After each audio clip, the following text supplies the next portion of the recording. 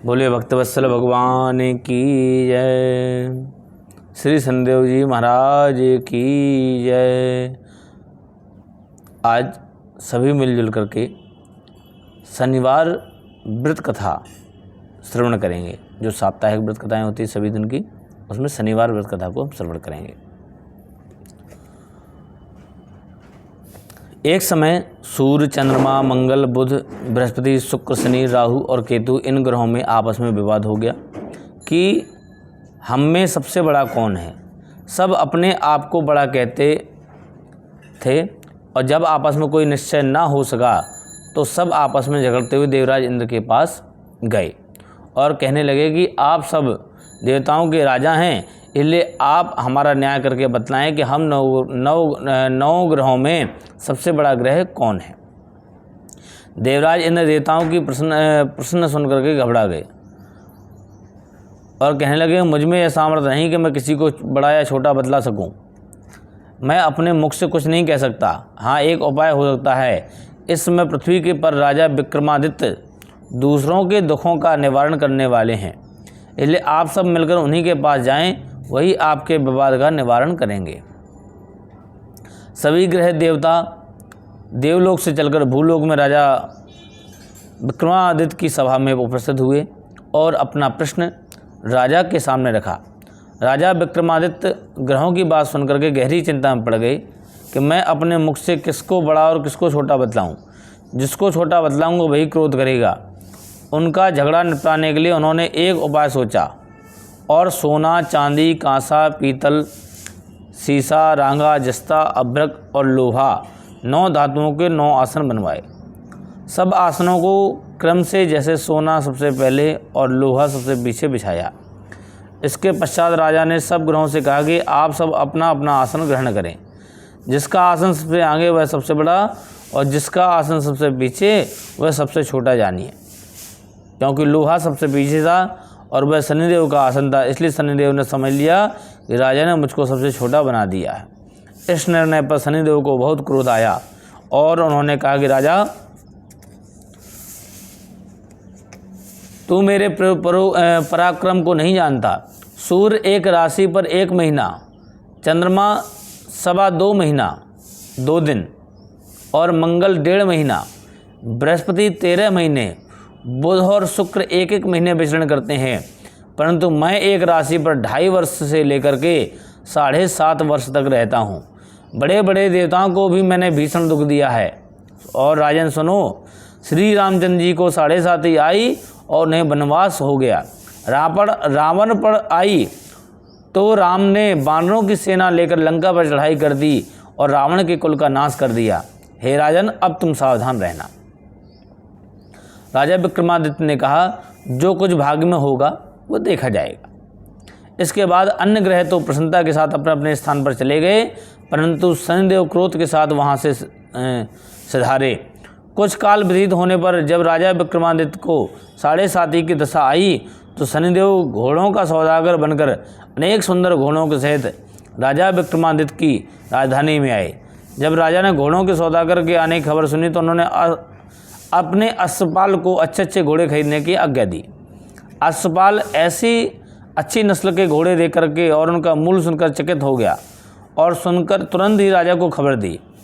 राजा विक्रमादित्य उन घोड़ों को देख करके और एक अच्छा सा घोड़ा सुनकर सवारी के लिए उस पर चढ़े। राजा के पीठ पर चढ़ते ही घोड़ा तेजी से भागा। घोड़ा बहुत दूर एक घने जंगल में जाकर के राजा को छोड़ करके अंतर्धान हो गया। इसके बाद राजा विक्रमादित्य अकेला जंगल में भटकते फिरते रहे। भूख प्यास से दुखी राजा ने भटकते भटकते ग्वाले को देखा। ग्वाले ने राजा को प्यास से व्याकुल देखकर पानी पिलाया। राजा की उंगली में एक अंगूठी थी, वह अंगूठी उसने निकालकर प्रसन्नता के साथ ग्वाले को दे दी और स्वयं शहर की ओर चल दिया। राजा शहर में पहुंचकर एक सेठ की दुकान पर जाकर बैठ गया और अपने आप को उज्जैन का रहने वाला तथा अपना नाम बीका बताया। सेठ ने उनको एक कुलीन मनुष्य समझकर जल आदि पिलाया। भागवत उस दिन सेठ की दुकान पर बहुत अधिक बिक्री हुई। तब सेठ ने उसको भागवान पुरुष समझकर भोजन कराने के लिए अपने साथ अपने घर ले गया। भोजन करते समय राजा विक्रमादित्य ने एक आश्चर्यजनक घटना देखी कि जिस खूंटी पर हार लटक रहा था वह खूंटी उस हार को निगल रही थी। भोजन के पश्चात जब सेठ कमरे में आया तो उसे कमरे में हार नहीं मिला, तो उसने यही निश्चय किया कि सिवाय वीका के और कोई इस कमरे में नहीं आया, अतः अवश्य ही उसी ने हार चोरी किया है।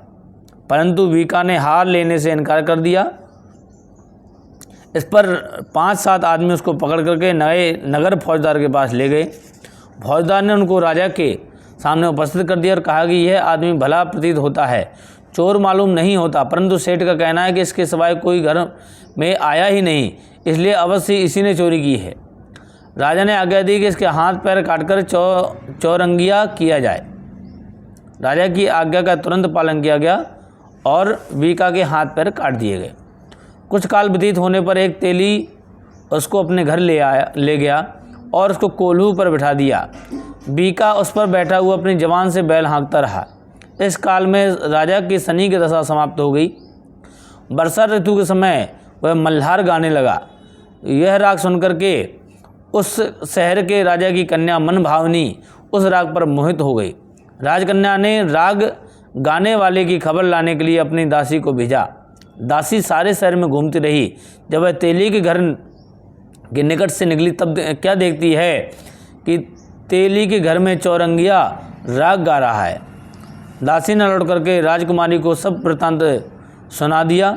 बस उसी क्षण राजकुमारी मन भावनी ने अपने मन में यह प्रण कर लिया, चाहे कुछ भी हो, मैंने इस चौरंगिया के साथ ही विवाह करना है।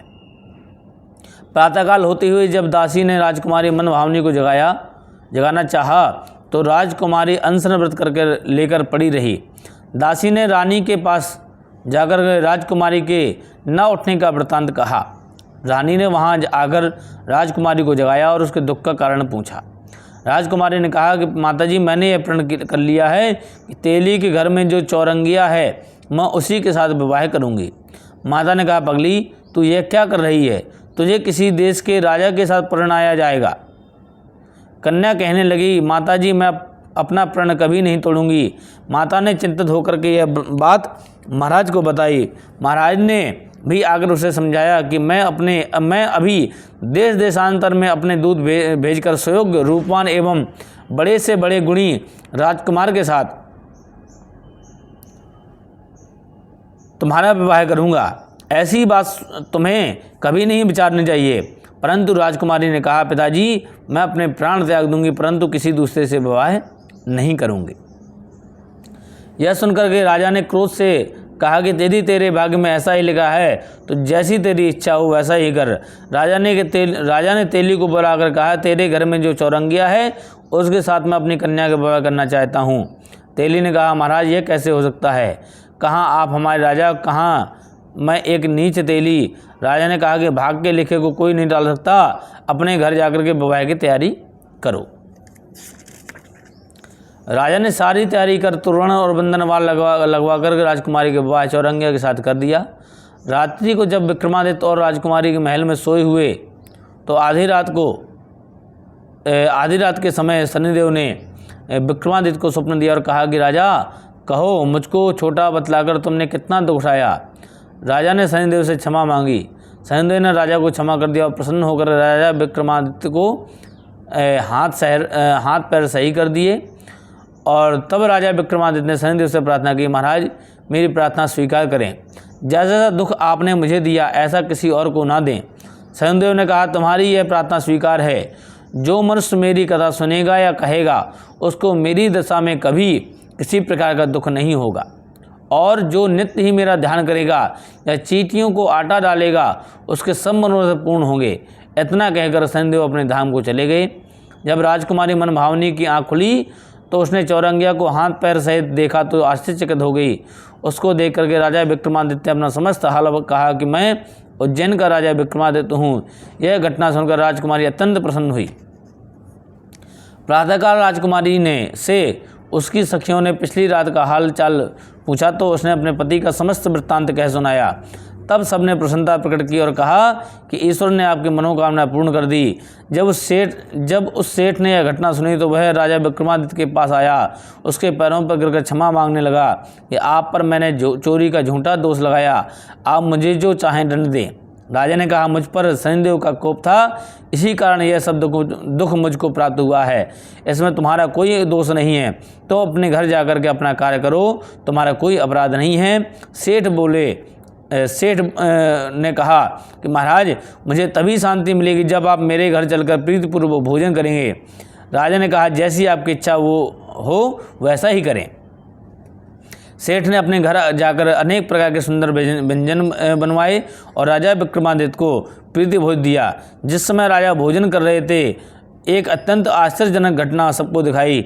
जो खूंटी पहले हार निकल गई थी, अब वह हार उगल रही थी। जब राजा भोजन समाप्त हुआ तो सेठ ने हाथ जोड़कर बहुत सी मोहरें राजा को भेंट की। कहा, मेरी श्री कंवरी नामक एक कन्या है, उसका पाणी ग्रहण करें।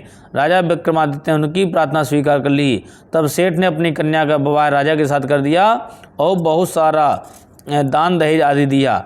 कुछ दिन तक उस राज्य में निवास करने के पश्चात राजा विक्रमादित्य ने अपने ससुर राजा से कहा कि अब मेरी उज्जैन जाने की इच्छा है। कुछ दिन बाद विदा लेकर राजकुमारी मनभावनी सेठ की कन्या श्री कंवरी तथा दोनों जगह दहेज में प्राप्त अनेक दास दासी रथ और पालिकों सहित राजा विक्रमादित्य उज्जैन की तरफ चले।